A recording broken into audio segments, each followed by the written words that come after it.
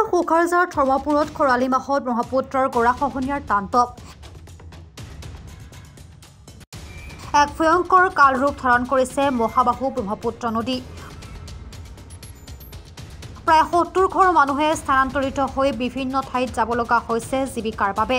কেতিয়াবা এনে গৰাখহনীয়াৰে সৰ্বশ্ৰান্ত হৈ বিভিন্ন ঠাইত উপাৰ্জনৰ বাবে যাবলৈ হ'লে কিছুমানে সন্দেহযুক্ত নাগৰিক বুলি আখ্যা দিয়াত আক্ষেপ প্ৰকাশ কৰে স্থানীয় ৰাইজে আৰু কয় যে এনেবোৰ মানুহ আচলতে গৰাখহনীয়াৰ বাবেহে বিভিন্ন স্থানত কামৰ সন্ধানত থাকিবলগীয়া হয়। বহুদিন ধৰি চেঙা সমষ্টিৰ বিভিন্ন চৰাঞ্চলৰ লগতে বৃহত্তৰ সুখাৰজাৰৰ দৰিদ্ৰ কৃষকসকল গৰাখহনীয়াৰ ফলতে গৃহহীন হোৱাৰ উপৰিও নানা ধৰণৰ খেতি নদীৰ বুকুত যায়। ইয়াৰ উপৰিও গৰাখহনীয়াৰ ফলত বিভিন্ন চৰকাৰী শিক্ষানুষ্ঠান নদীৰ বুকুত যোৱাৰ উপক্ৰম হৈছে,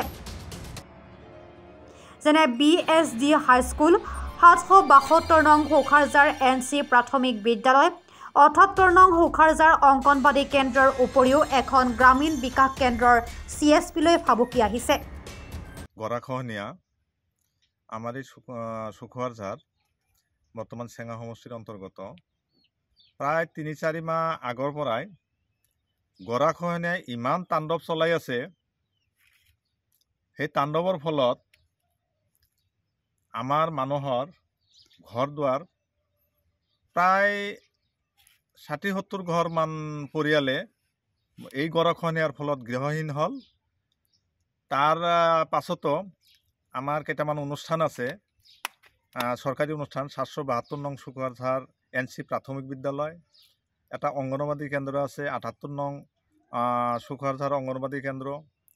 আমাৰ ইয়াত এটা বেংকৰ, গাঁৱলীয়া বেংকৰ শাখা আছে। এই গোটেইখিনি আমাৰ এতিয়া উঠা অৱস্থাত। এতিয়া গৰাখহনীয়া কেতিয়াবা উঠাই লয়, সেই লৈ আমি ৰাইজে বিৰাট চিন্তিত হৈছোঁ।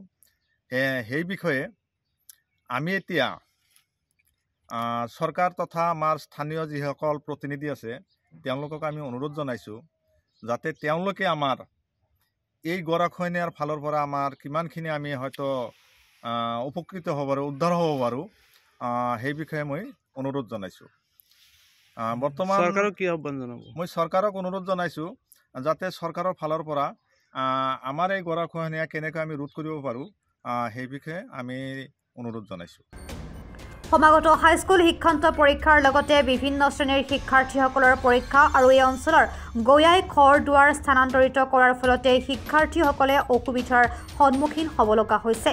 গতিকে এনে গৰাখহনীয়াৰ পৰা ৰক্ষা পাবলৈ চৰকাৰৰ উপৰিও স্থানীয় সাংসদ তথা বিধায়কলৈ কাটৰ আহ্বান জনাই ভুক্তভোগী ৰাইজে। ব্ৰহ্মপুত্ৰৰ কবলত পৰি আমি প্ৰায় ৭০-৮০ ঘৰমান মানুহে গৃহহীন হ'লোঁ।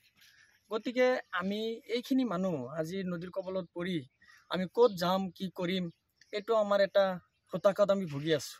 গতিকে ৰাইজে যে ইমান মানুহে যে যাব ক'ত উঠাব ঘৰ, সেইখিনি ঠাইডোখৰো নাই। গতিকে আমি এইটো চৰকাৰক লৈ বিনম্ৰতাৰে আহ্বান কৰোঁ যাতে এই গৃহহীন মানুহক যাতে আৰ্থিক সাহায্য কিবা এটা যদি গভৰ্ণমেণ্টে দিয়ে, এইটো লৈ আমি মুখ্যমন্ত্ৰী মহোদয়ক অনুৰোধ জনাওঁ। আৰু বিশেষকৈ হৈছে কি, আমাৰ যিখিনি মানুহ গৃহহীন হৈছে এইখিনি মানুহে আমি যদি বেলেগ এটা ঠাইত যদি ট্ৰেন্সফাৰ হওঁ বা আমি শিফটেড হওঁ, আমি সেইখিনি মানুহে আমাক বাংলাদেশী বুলি সন্দেহ কৰে। গতিকে এইবোৰ আমাৰ হ'ল চৰোৱা মানুহৰ এটা সন্দেহযুক্ত এটা আমাৰ নামৰ আগত মিয়াৰ আগত এনেকুৱা এটা সন্দেহযুক্ত বাংলাদেশী লগাবলৈ বিভিন্ন ধৰণৰ এটা দুৰ্চক্ৰই লাগি থাকে। গতিকে আমি বিভিন্ন জাবৰ জোঁথৰত ভুগিব লগা হৈছে এই সময়ত। আজি হ'ল এইটো সময়ত মানুহৰ ল'ৰা ছোৱালীৰ পৰীক্ষাৰ সময়, হয়তো HSLC পৰীক্ষা আছে, হায়াৰ ছেকেণ্ডেৰী পৰীক্ষা আছে।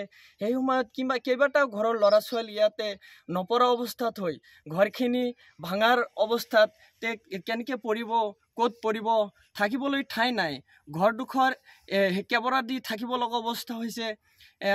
এনেকৈ ছাত্ৰ কেনেকৈ লেখা পঢ়া কৰিব?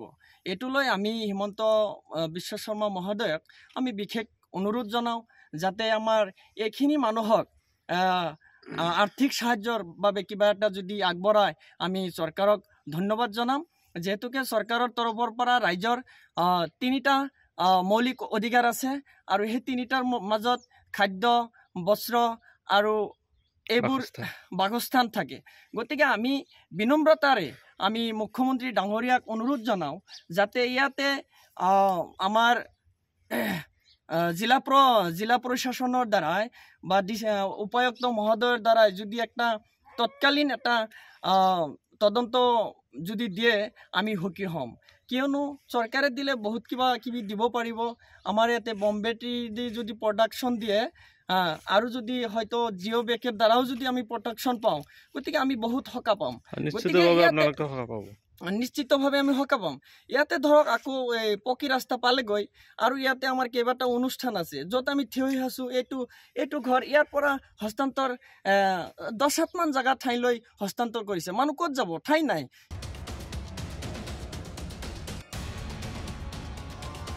বাঘমাৰা চৰৰ পৰা নুৰজামাল হুছেইনৰ ৰিপৰ্ট, প্ৰাত টাইম ডিজিটেল।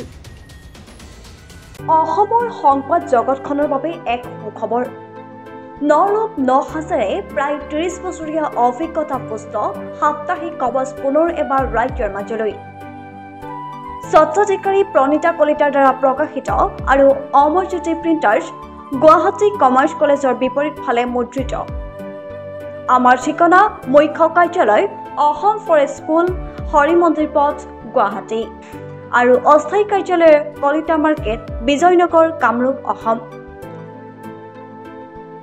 মোবাইল নং 9435114666 আৰু 7024722813। Mail ID prabhati.ahom@gmail.com।